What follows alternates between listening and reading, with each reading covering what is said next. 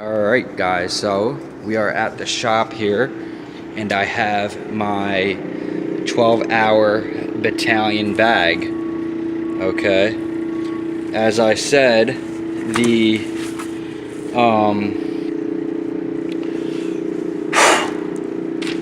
rigid Molle panel that you can buy for it, that goes in here and attaches, and then you can attach your gear via Molle to the thing, is $55. So there's just no way in hell I'm paying $55 for a piece of plastic. So originally I figured out, okay, well what I'm gonna do is I'm just gonna get, oh, the phone. Give me 1 second. Body shop. Okay, sorry for the interruption. It is my lunchtime and I get phone calls. Check out the G-Shock. Anyway, this is not about watches. This is about Molle panels that are way too much money and how to make one yourself, because it's that fucking easy. Well, I actually don't know it's gonna work yet, but it's gonna work. So anyway, my original idea was to grab just a milk crate and just cut it and stick it in there, but that's just too thick. It's, but that's perfect, honestly. But it's just too much. It's all too heavy, too thick. Maybe, and I don't know, it's just ghetto. So, and then I was like, oh, well, I'll go to Home Depot and I'll stick a piece of fence in there, and that's what I'll do. And then I went to the craft store and I found cutting mat, which you'll see in my video about the bag itself. This is the knife cutting mat. I already started doing it, as you can see, and it's flexible. It's made out of a pretty durable kind of a plastic, and then it's got vinyl, which is the self-healing for when you slice it with a knife and it looks like there's nothing there. But I figured this was gonna work pretty good. This is the closest thing I could find, and so I made a template out of a piece of paper, and then I put it on my cutting board, which I forgot the ones that I bought, which is good because they're brand new and I didn't really want to cut them, even though they were only $9. This one was $9 as well on Amazon, but I had this here at the shop and I'm like, oh, I wanted to do it today, and then I forgot it. And then I realized, oh, well, I have the old one just sitting there over there by the computer. So I just use this one, and the two at home, I'll bring one back here and use that. So anyway, as you can see,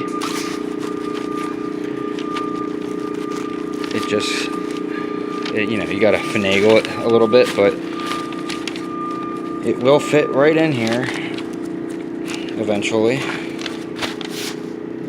And then bang, and then I can Molle the packs, the module packs, which have all my tools and essentials and stuff in them. And what I did up here, because it has this little, it's not finished yet, obviously, I just wanted to show you the starting point. I will show you the finished product at another time. I just wanted to show you guys, don't go and spend $55, and I'll show you how I did all this in a second, but don't go and spend $55 on a freaking piece of plastic panel that, if you're not a crafty person, you're not into making things yourself, you're not into really do it yourself kind of person, and you just kind of want to buy it and get it over with, whatever, fine. But you're gonna pay for it, and that's fine. But if you're not a crafty kind of person, then why are you even in this EDC kind of thing anyway? I mean, it's all about creating, making something your own, and just kind of, doing it like that. I'm actually gonna use the black side too, by the way. And I also, in my other video, I couldn't find a place for my heavy mil-spec trash bag, but when this is installed, what I'll do is I'll slip it behind it, and then boom, put this there, and then that's where my trash bag will go, which is actually just in here with my batting gloves. and I always carry a heavy mil-spec trash bag. So I'll just have that behind there and bang, and that's gonna be how I carry this backpack. So spending $55 for this piece of plastic is just ridiculous. So up here, I just came up with this. Well, all you got to do, and this is exactly how they do it. They just put a slit that goes like that down and then across like this, and then that's how you can maneuver this in there so it hangs in there. Even though you really don't even need that, but you know, it's nice little support. And yeah, so after I made the template, I cut it, and then I didn't even really measure it, honestly. What does it need to be perfect for? I mean, your Molle and little packs to it.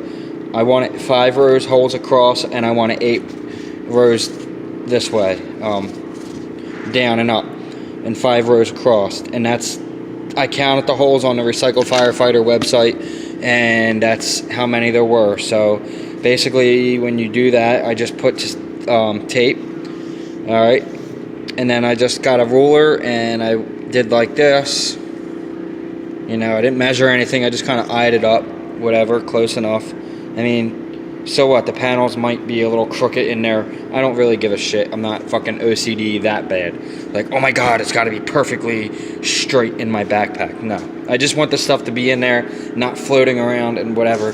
And honestly, even without this, the stuff stays in there pretty decently because of the design of the pack is so thin, and it's a really cool pack. I love it. Honestly, I'm thinking about making one of these for this one too, and having a little insert in there where I can just put some knives and stuff like that. But the only downside is there's no hook in there, but whatever. So after you do that, then you just get a drill and you drill the corners. I got to do these ones still, and then that's why I would have it here. Okay, sorry about the shaky camera.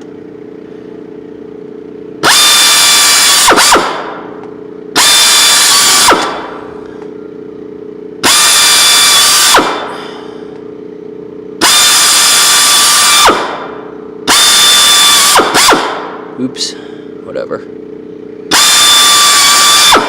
So after you do that and you drill all the corners, the reason why you do that is because when you're cutting it with whatever I decide to cut it with, probably a knife, maybe a Dremel, the little Dremel wheel, I'll just do the cuts in the 4 corners, and then I'll get maybe a file, and I'll just file the rest of it and make it a nice little ovalish kind of square shape.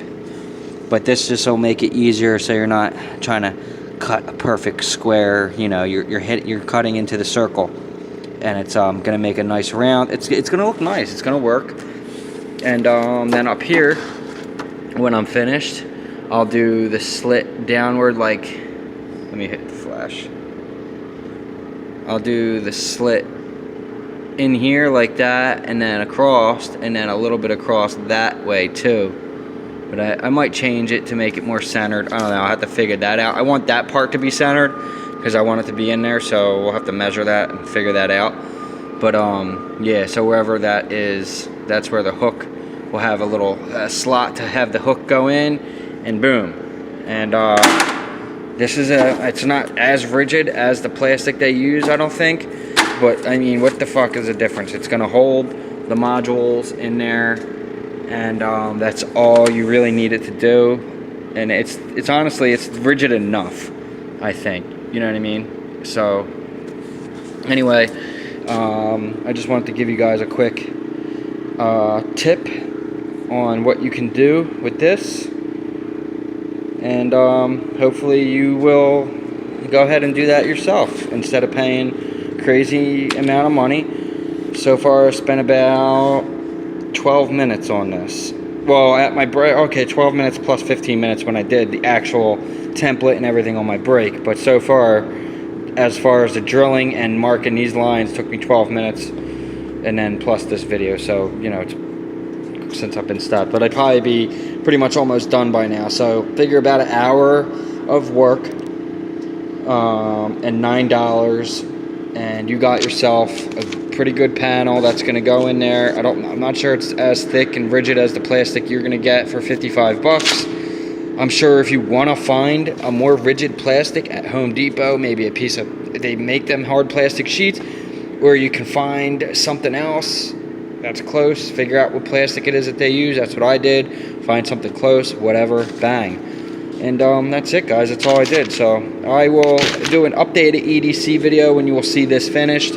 But I just wanted to kind of give you guys a quick tip on that. And this is the recycled firefighter 12-hour Battalion backpack, made in the USA. Really nice pack. Jake from Recycle Firefighter is the absolute coolest. His wallets are awesome. This one in specific with the multicam is 1,000 denier. I think the other stuff might be 500 denier. But it's a really stiff Cordura, and it's really nice. The zippers, just the stitching, YKK zippers. It is not waterproof. Now it's water, like a repellent, so it'll kind of roll off on there. But if you have like a laptop or something but in there, it's gonna get wet. You know what I mean? It's not waterproof.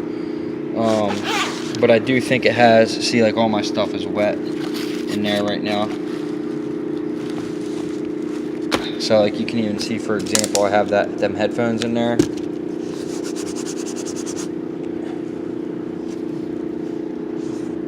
Oh, wait a minute. Maybe it is waterproof.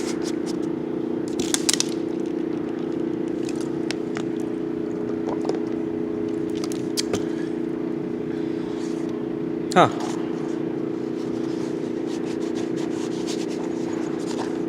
I guess it is. Not really sure.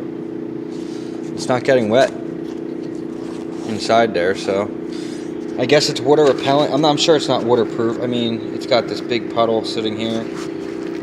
It's not going through though, it's just kind of rolling off, which is definitely a good thing. But I wouldn't recommend putting stuff in there that you think you're going to get damaged. There's no pad. There's a good amount of padding here in the back part. I don't carry computers and stuff. If I did, I wouldn't be carrying this backpack, or maybe I would. And I would just probably keep it in a nice secure case. But in any case, this is a great backpack, guys, and it deserves an upgrade like this for sure. I really think they should come with this for free, with the kind of money you pay for this. I mean, those fucking plastic pieces are not worth $55. I mean, I don't care what they say or what they market it as. It's just not. So, it is what it is. Be careful what you pay for. This, on the other hand, is definitely worth the $149 on the site. I paid $100 for it on Amazon. And the multicam is a little cheaper for some odd reason. I thought they'd be more expensive, but it's not. Also, that's why I always carry a heavy mil-spec trash bag, just in case it does pour rain. Then I'd be able to cover my backpack up and stuff. There's a lot of uses to carrying a trash bag with you. A heavy mil-spec trash bag at that, not just a regular old trash bag that you get at Walmart. These are the big, giant, heavy, thick ones. But this is a nice, good pad in here too. But yeah, I guess it does have like a plastic coating, so I guess it is waterproof. I'm not 100% sure on that, but I'll have to do some more testing on that and let you guys know in the next video. But as I said, there's really not a lot of organizational places, but when you have these module pouches like I do, and that's the point of these really, because this makes it easier just to, and I can even be able to molly my knife to this if I want to, and have it at a point accessible to where I could just pull it out if I need to very easily, and stuff like that. So, but if you have these module pouches, you're turning your EDC pack into just a way better organizational bag when you do it like this. And you know, I have all my essential tools that I would need: a SWAT tourniquet, an anchor battery, backup multi-tool. And I am at work right now, so I do have my, and obviously there's no firearms, I'm at the workplace, so when I'm outside of work, I'll show you how I set it up for that. Usually my firearm's on me, but if by chance I need to put it in the bag, I'm able to do that. So anyway,